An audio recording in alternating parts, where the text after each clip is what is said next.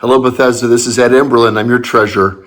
Wanted to give you a kind of a quarterly report, let you know how things are going financially with the church, and also talk about the future of Bethesda and some really exciting times that we're in. So we've really had a pretty remarkable year as financially. You know, we're less in the hole than we've been in previous years. Certainly a large reason for that is that we haven't had the staffing because of COVID and some of the challenges with having the building being open. We've had reduced costs. But I want to say that I've just been so encouraged with the outpouring of gifts, the consistency of that outpouring of gifts. There clearly is a core unit in our community of Bethesda that wants to make sure and feels obligated to make sure that Bethesda moves forward in a really remarkable way. And so I thank you for that. I thank you for the consistency of giving, even when we can't be together at times and with all the unknown around services and are we on hold or not. It's really been pretty amazing to me, pretty amazing to the CPC and to the pastors to see the consistency of giving. So thank you for that. You know, we're entering a time where we're talking about receiving and responding and rejoicing. And I really think of not only for Bethesda, but even in my life, how that's been so prominent with Visiting Angels, the business I own. You know, we've received the blessing of growth and the blessing of being responsible for so many seniors. And it's been such an honor to be in a position to receive that blessing, to receive God's abundance in our business life. And, you know, I think it's something it's important to remember that when we have that, and even when we have challenges, that we respond and we understand that there's more to it than just the receiving.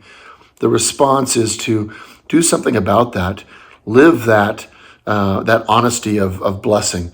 And I know for our business, we've been so blessed and so happy to be able to really try and further that and support people, support our own staff inside. And I see that the same way with our church. You know, through these tough times, we've stayed very solid and we've received many blessings. And we have to respond as a church with deciding what's the future of the church. And in these coming months, we're going to be determining that. What's our real goals? What are the things that matter? Not the giving. The giving has to be there. We obviously have financial responsibilities. But more importantly, what's the real intent of this church? What do we want to have that giving work towards and manifest towards? What's the real purpose that we're here? And that's the response I think we all need to think about. I certainly know in our business, we always feel obligated to make sure that we're constantly moving and adapting and adjusting to figure out what the best way to provide care is. I think it's the same way for our church. And of course, we can't forget rejoicing. We have to be able to rejoice. Does that look differently today than it did a year ago? Yeah. We can't get together with more than 6 people, you know, supposedly, and get together and rejoice together. But that doesn't mean we can't rejoice. We can't internally rejoice. We can't through Facebook, through social media, through communications, calling someone, making sure that we rejoice, that we understand that while things may seem tough right now, it's a time to rejoice. It's a time to be thankful that we still live in the greatest nation on earth. We still are part of God's family. We have salvation.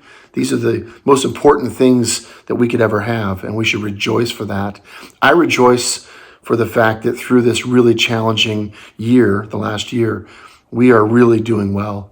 We're actually staying on par financially, far better than I thought we would. And I think we have a chance at the end of the year to even get into the black in such a tough year. So I just want to say thank you again to everyone. Financially, we are starting to ramp up more of our staff back in. But we've got a great plan to make sure that the future looks bright, that we can remain in the black and not stay in the red. And you're certainly a part of that. And I really appreciate the gifts and the willingness to tithe, the willingness to live that commitment to Bethesda and that commitment to Christ and spreading the good news. Have a wonderful winter. Have a wonderful holiday season. God bless you all. And if you have any questions, certainly give us a call. We're happy to answer any questions. But thank you so much.